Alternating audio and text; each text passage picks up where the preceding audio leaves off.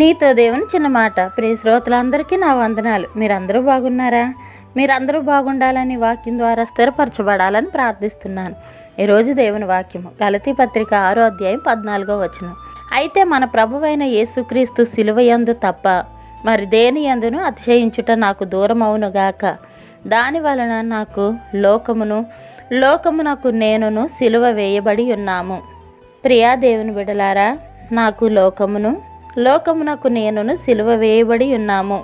మన నిత్య రక్షణ నిమిత్తం రక్షకుడు అనుభవించిన భయంకర మరణానికి గుర్తుగా ఉన్న క్రీస్తు సిలువ ఇప్పుడు మనల్ని లోకాన్ని వేరు చేసే అడ్డుగోడ.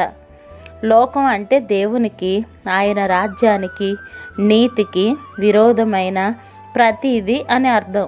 సిలువనే తన జీవంగా, మహిమగా, అతిశయంగా భావించే వారికి లోకం, దాని ప్రమాణాలు, విలువలు, అభిప్రాయాలు, గౌరవాలు, జీవన శైలులు ఏమాత్రం రుచించవు.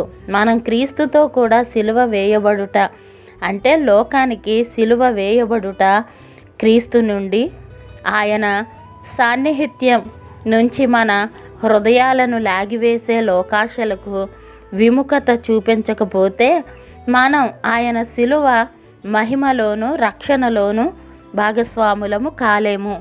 ఇట్లు మీ సహోదరి భాగ్యం. మరణాత షాలో. మా ఛానల్ లైక్ చేయండి, షేర్ చేయండి, కామెంట్ చేయండి, సబ్స్క్రైబ్ చేయండి. పక్కనే ఉన్న బెల్ ఐకాన్ క్లిక్ చేయండి. Thanks for watching.